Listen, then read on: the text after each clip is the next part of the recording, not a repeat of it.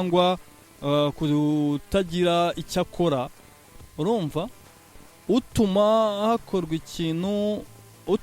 ikintu mu buryo bunyuranyijwe n'amategeko cyangwa agahindura imigendekere y'umukino, amanota, ibitego cyangwa se ikindi cyose mu mikino cyangwa se mu marushanwa, ubwumvikane n'abandi cyangwa ugerageje kubibona mu buryo ubwo ari bwo bwose, ahanishwa guhagarikwa kwitabira ibikorwa byose bijyanye n'umupira w'amaguru mu gihe kiri hagati y'imyaka 5 n'6 ndetse n'izahabu iri hagati y'ibihumbi 500 na miliyoni 5.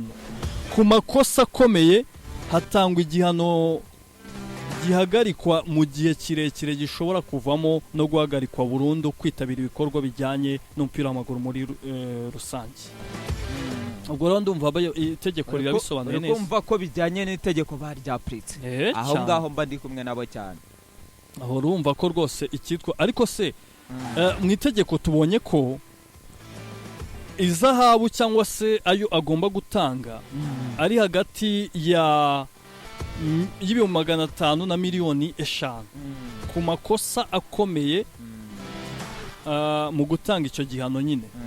Kuki bahise bafata n'ubundi ni miliyoni 5 bamuciye, noneho hakiyongeraho miliyoni na 100 yo kwishura muri ni RFA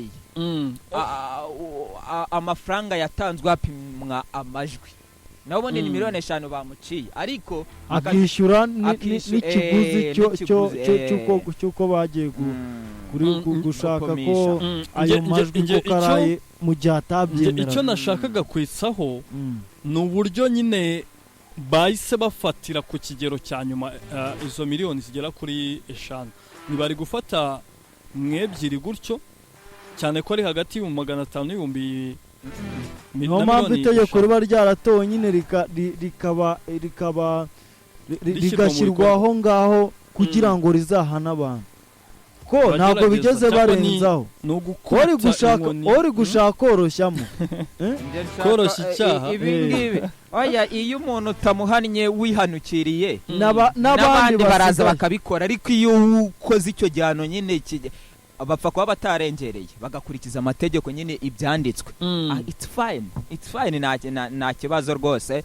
Imran Japhet ibintu yakoze ku mugaragaro ni yesura nziza tuba turi kwereka abana bakiri batoya kuwinjiramo.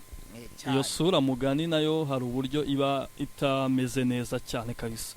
Ubwo rero twese twemeranyije kuri icyo kintu cyuko ibyemezo byafashwe niko kuri rwose nta cyahindutse, kuko yagombaga kubera abandi urugero kugira ngo hatagira umuntu uzongera kugerageza ibi bintu. Ariko nibyo kuko impamvu tuvuga ibi ngibi Kaka ndetse na Gilles nuko twarabibonye sezo ishize kuri Migi ahanishwa igihe twavuga ko wenda hashyirizwemo niyo miyaga, ariko ntacyo byatanze. Bwarakeye Imran Japhet agira gutya arongera arigaragaza, agira gutya bisubiramo nka bya bindi.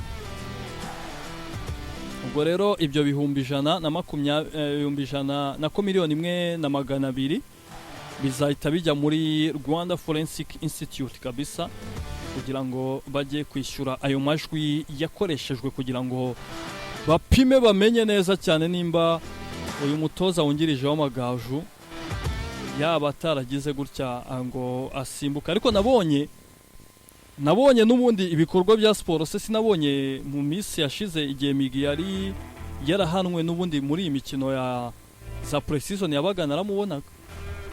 Bose baba bavuza amarushanwa agengwa na Ferwafa ntago ari siporo muri rusange. Yego, nayo Ferwafa yateguye ahandi aremerewe. Nukuvuga ayo Ferwafa yateguye, ariko ubwo bita bijyanirana. Ubwo hazama ya FIFA, aya CAF ndetse na Ferwafa, ariko aya ngaya y'abantu bitegura ku giti cyabo ya za karibu nawe kibazo ntago ari ya wa mukumiramo, ntago riraba ari pre-season, no gutegura amateri ibintu biraho. Yes, reka dufate gato cyane umwanya tubanze twumve Venividi Restaurant, twumve uburyo gahunda bimeze cyane ko n'amasaha yo kwegera ameza